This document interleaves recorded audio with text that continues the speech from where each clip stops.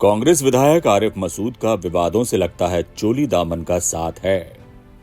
अक्सर वो अपने बयानों को लेकर सुर्खियां बटोरते रहे हैं, लेकिन इस बार उनके मुताल्लिक खबर थोड़ी गंभीर है।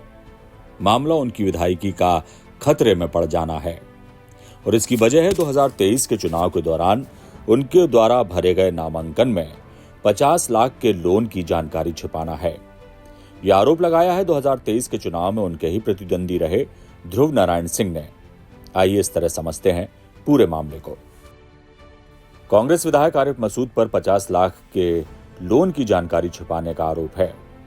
2023 में चुनाव के दौरान भरे गए नामांकन में उन्होंने ये जानकारी छिपाई। आरोप भाजपा नेता ध्रुव नारायण सिंह ने लगाया है। हाई कोर्ट में आरिफ मसूद ने ध्रुव नारायण सिंह की याचिका निरस्त करने का आवेदन लगाया। आरिफ मसूद के आवेदन को हाई कोर्ट ने खारिज कर दिया। इस आदेश को चुनौती देते हुए आरिफ मसूद ने सुप्रीम कोर्ट में आवेदन लगाया। आवेदन में कहा गया कि जो दस्तावेज लगाए गए हैं वो फर्जी हैं। साक्ष्य के आधार पर सुप्रीम कोर्ट ने हाई कोर्ट को सुनवाई के निर्देश दिए। ध्रुव नारायण सिंह की याचिका पर हाई कोर्ट ने सुनवाई की। हाई कोर्ट ने माना कि लोन के दस्तावेज सत्य और बैंक द्वारा अधिकृत हैं। इस मामले की अगली सुनवाई 3 जनवरी 2025 को होगी। अंतिम तर्क सुनने के बाद दोनों पक्षों के माननीय उच्च न्यायालय ने यह निर्धारित किया है कि जो दोनों दस्तावेज हैं जिनके आधार पर यह दावा किया जा रहा है कि उन्होंने बहुत बड़ी राशि अपने और अपनी पत्नी के नाम पर ऋण पर के तौर पर ले रखी थी और जिसको छुपाकर नामांकन भरा था, वो सत्य दस्तावेज हैं, अधिकृत अधिकारी के द्वारा जारी किए दस्तावेज हैं। और माननीय सर्वोच्च उच्च न्यायालय ने यह भी निर्धारित किया है कि जो आपत्तियां उठाई जा रही हैं पूर्व में निर्धारित हो चुकी हैं, उसमें नए सिरे से विचार करने की आवश्यकता नहीं है और उनके आवेदन को और उनकी उठाई गई आपत्ति को निरस्त कर दिया है। अगली सुनवाई में सिद्ध हो जाता है कि आरिफ मसूद और उनकी पत्नी ने 50 लाख का लोन लिया और चुनाव के दौरान ये जानकारी छिपाई है, तो क्या हो सकता है, जानते हैं। सुनवाई में सिद्ध हो जाता है कि आरिफ मसूद ने लोन की जानकारी छिपाई है तो उनकी विधायकी खत्म हो सकती है। नियम के अनुसार 1 साल या 2 साल से ज्यादा की सजा हो सकती है। हाई कोर्ट से सजा मिलने के बाद विधायक को अपर कोर्ट में अपील का अधिकार है। विधायक का चुनाव शून्य हो जाता है, जिसकी सूचना विधानसभा को आती है।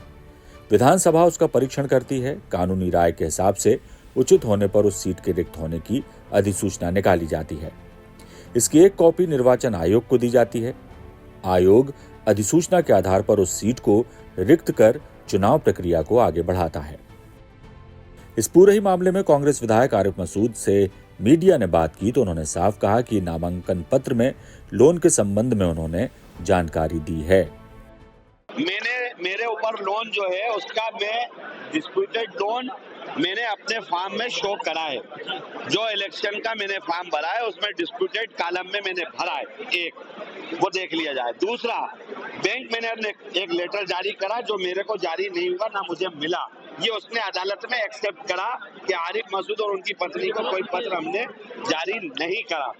हमने आरिफ मसूद के नाम पर सामने वाले पक्ष ने धोखा देके हमसे जानकारी मांगी थी, इसलिए हमने पत्र तैयार जरूर करा था लेकिन जारी नहीं करा। ये हाई कोर्ट में हमने कहा है। उसी बुनियाद पर हमारा ये कहना है कि मुझ पे इलेक्शन पिटीशन नहीं चलना चाहिए, गलत है। उसको लेकर मैं गया था और उन्होंने कल कहा कि नहीं चलना चाहिए। उन्होंने कहा ठीक है, हम फिर सुप्रीम कोर्ट चले जाएंगे। मुझ पे नहीं चलना चाहिए, जब मैंने कोई चीज छुपाई नहीं है तो मुझ पे चलेगी क्यों? इसलिए जिस चीज का मैं दोषी नहीं हूँ, 7-11 मेरे लिए खारिज यहाँ हुई है, मैं दोबारा सुप्रीम कोर्ट जाऊंगा।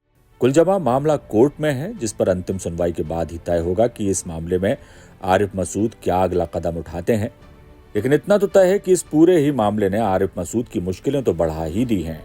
बीजेपी नेता ध्रुव नारायण सिंह चुनाव में तो मसूद को पटखनी नहीं दे पाए, लेकिन उन्हें अदालत तक खींचकर अपना दमखम जरूर दिखा रहे हैं। आगे देखिए होता है क्या।